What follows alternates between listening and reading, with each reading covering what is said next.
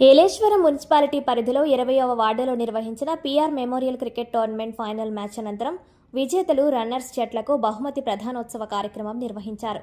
ఈ కార్యక్రమానికి ముఖ్య అతిథులుగా ఏలేశ్వరం పట్టణ టీడీపీ నాయకులు బోదిరెడ్డి గోపి, మూది నారాయణస్వామి హాజరై క్రీడాకారులను అభినందించారు.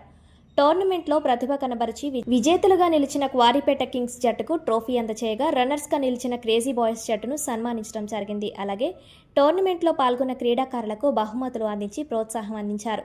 ఈ సందర్భంగా నాయకులు మాట్లాడుతూ యువత క్రీడల పట్ల ఆసక్తి పెంపొందించుకోవాలని, క్రీడా స్ఫూర్తితో ముందుకు సాగాలని సూచించారు. ఈ కార్యక్రమంలో మాజీ కౌన్సిలర్ ఎండగుండి నాగబాబు, రాయుడు చిన్న, కోణాల వెంకటరమణ, ఎర్ర బాలకృష్ణ, శశిస్వామి, దండగల గంగరాజు, సామంతుల రాంబాబు, శంకాని బాబీ, మాసా రాజేంద్ర ప్రసాద్ తదితరులు పాల్గొన్నారు.